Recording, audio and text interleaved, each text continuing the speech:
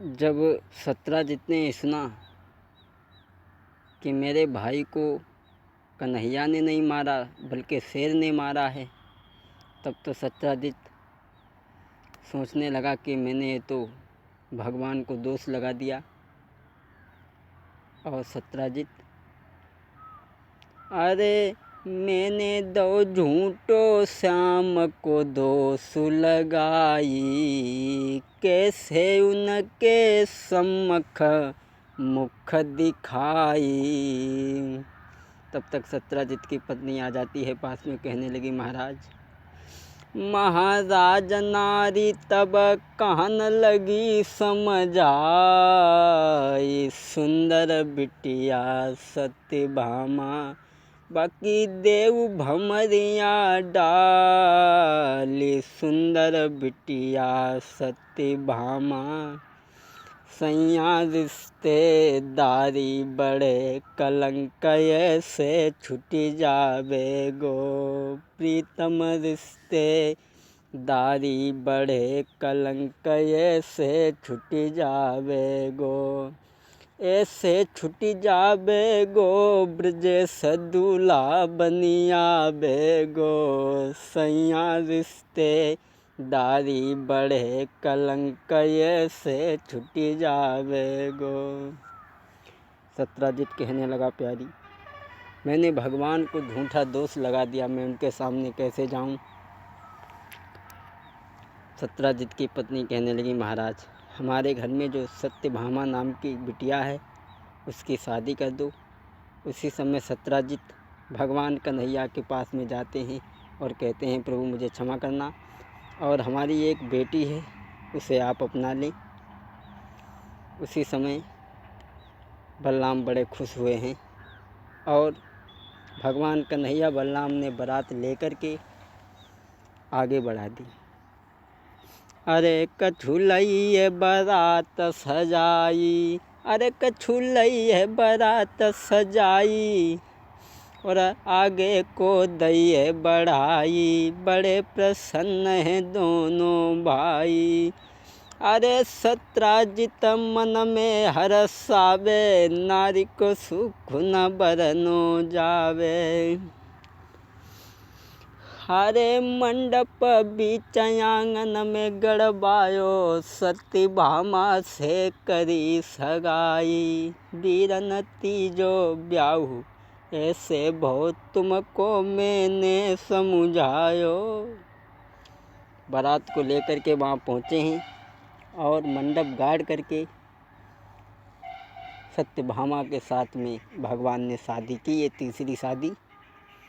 और सत्यभामा हंसी खुशी से विदा हुई के ससुरे को चली, हंसी खुशी से। अब यहाँ पर बड़ी वैसी बात है, हंसी खुशी से। पहले जब किसी की विदा होती थी तो लड़की हंसी खुशी से ससुरे को जाती थी, रोना नहीं पहले चलता था। ये रोएबो को चले ज़्यादा दिन ना भय, ये रोना कब से चलने लगा? जब देश हिंदुस्तान हमारा मुसलमानों का गुलाम था और मुसलमानों का ये कहना था कि हिंदू की लड़की जब ससुराल को जाएगी तो एक रात मेरे महल में रुकने के बाद में जाएगी।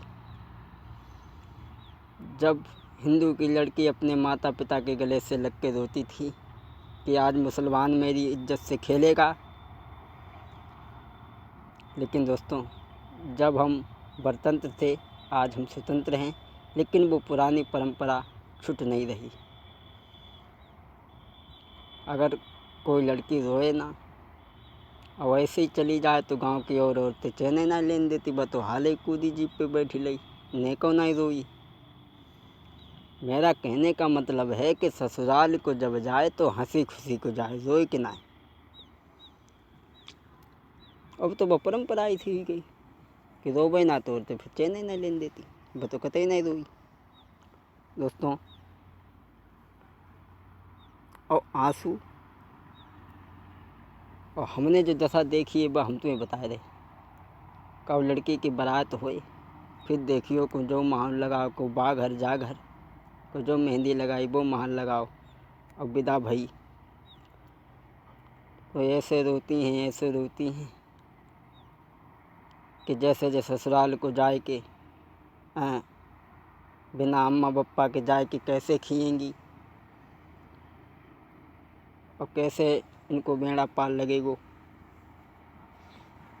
और जो ही थोड़ी चली, जो दशा हमने देखी है सो बता रहे तुम्हें, जो ही थोड़ी चली और बाजू दिहायत ऐसी है कि दूध दुल्ले रोटे ना, हाल रोट हो तो बैठ जाए। तो देखिए जब विदा हुई के थोड़ी दूर को निकल गई, सो बोली रुक जाओ, हमारी अम्मा जगाते हैं इतनी अडार की दार बांधे, देख बांधी कि ना बांधी। और आंसू भी 3 तरीका के होते, एक आंसू सुख में आतू है। अब तुम कहोगे सुख में आंसू आतू, हाँ, कोई हंसी की बात कहे खूब हंसो तो आंसू निकले आते। तो वे आंसू बिल्कुल पानी की तरह होते हैं। एक आंसू जब आता है जब आत्मा में कष्ट होता है, दुख होता है, वो आंसू नमकीन होता है। और तीसरे तरीका के आंसू औरतन के ढिंगा होते, वे पता नहीं हाले में उलाती ऐसी टपकन लगती। सत्यभामा जब हंसी खुशी से विदा होकर के चली है, मेरा कहने का मतलब है कि ससुराल को जाए तो हंसी खुशी से जाए, रोए कि ना। तब सत्यभामा विदा होकर चली है और पानी सत्यभामा को पियाओगे, पानी जैसे नहीं पियाओगे कि निकल नहीं पाए, हाले प्यास लगे, जैसे नहीं पानी जैसे पिलाओ जाती है कि जब पानी की लाज रखियो, पानी को लजाए मत दियो।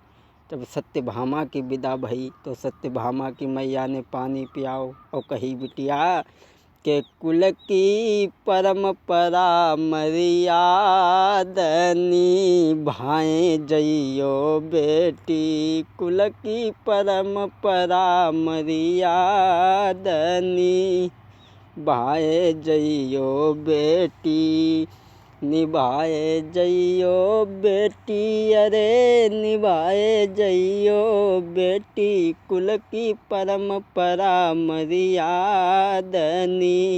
भाए जइयो बेटी।